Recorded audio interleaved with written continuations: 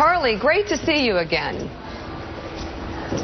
Good morning, Mika. How are you? Hi, Joe. Good. We got a little bit of a delay. Let's start off now, first of all, asking you what led to your decision? What were the issues you had to weigh when it came to coming down to endorsing Ted Cruz?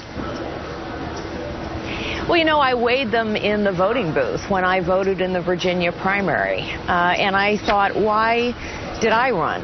Because I think we need a conservative. Because I think we need someone who will actually challenge the system, a system that favors the big, the powerful, the wealthy, the well-connected, and doesn't work for the rest of us.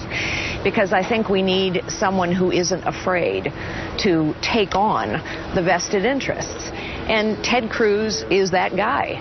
And importantly, he also can beat Donald Trump, and Donald Trump needs to be beaten at the ballot box before we can go on and beat Hillary Clinton. Is there any other way to sort of stop the Trump train, if that's something one would be interested in? Because you mentioned ballot box as if that was important.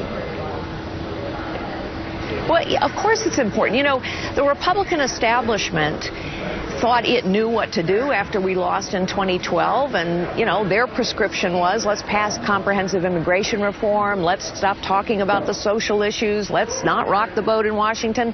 Those were all exactly the wrong prescriptions, and so citizens, voters, Republicans have stood up and said, no, that isn't the way we think we need to go in this country, and the voters are right. Here's the thing about Donald Trump. He and Hillary Clinton are two sides of the same coin.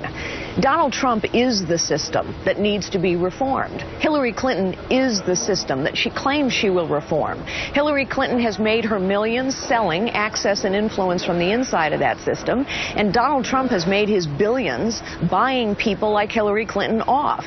They're not going to reform the system, they're going to defend the system.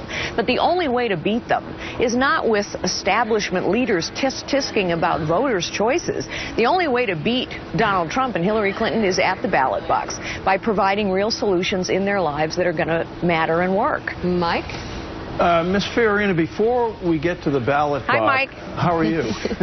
You're looking good. Good. Before we get to the ballot box, the language and the conduct of several of the candidates, specifically Mr. Trump, has been bothersome to a lot of people during the course of this campaign. Do you believe that the candidates who are left, including your candidate now, Senator Cruz, do you believe that they have an obligation, perhaps even a moral obligation, to speak out about the language and the tenor of this campaign that emboldens so many people across this country to believe things like Islam does hate us?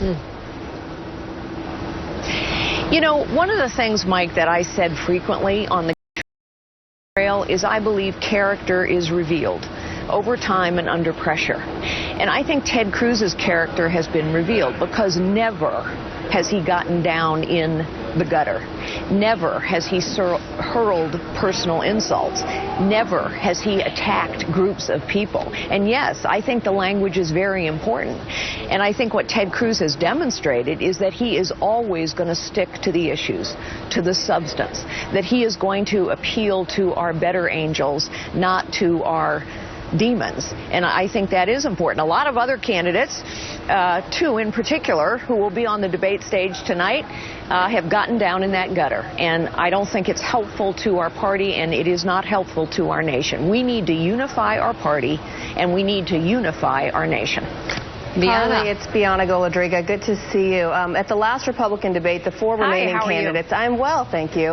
At the last debate, the four remaining Republican candidates were asked point blank if Donald Trump were the nominee, would they support him? They all said yes. If, in fact, Donald Trump becomes the Republican Party's nominee for president, would you support him? Well, look, I've said all along that I'll support our Republican nominee, but here's a newsflash. The media has given Donald Trump more airtime, all outlets of the media, more time than anyone else combined, I guess, because all of you think he is going to be the nominee. Here's the thing. You don't make the call. The voters make the call. And while Donald Trump had a good week this week, here's the thing. We have, I don't know, 40% of the delegates still left. So I'm going to spend all my time talking to voters about why this is an important choice and why it's their choice. Not the media's choice, not the establishment's choice. This is their choice. I don't think the media thinks it's their call. I mean, if you look at the interviews with Donald Trump, I'd say over the next past month, let's just try and pare it down to that, because there have been many. I'll give you that, because he goes on any show he can get on. But I think he's been asked the questions, Carly. I think he's been asked the tough questions. I really do. And it's his answers that apparently the voters are okay with. Well, look, I totally agree with you that the media is finally starting to ask Donald Trump some tough questions.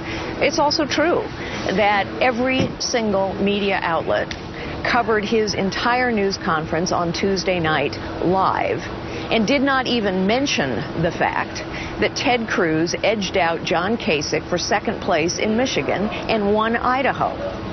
It's also true that we need to make sure that we provide real solutions to voters' lives. Why are voters voting for Donald Trump? It's not because the voters are stupid. It's because Donald Trump is lying to them. Well, the big lie Donald Trump is telling is that he's going to reform the system. He's not going to reform the system. He is the system. He's going to keep the system going that favors the big, the powerful, the wealthy, and the well-connected. Yeah. And voters are fed up I get that, with the establishment telling them what to do. And it sounds good. I'll tell you this, though. He's being asked about Islam, and his answer is out there. He's being asked about Muslims and a ban on Muslims, and his answers are out there. And I know you said the voters aren't stupid. I'm certainly not saying the voters are stupid. I'm just telling you that in some exit polls, I think it was 66 to 70% of voters agree with the Muslim ban.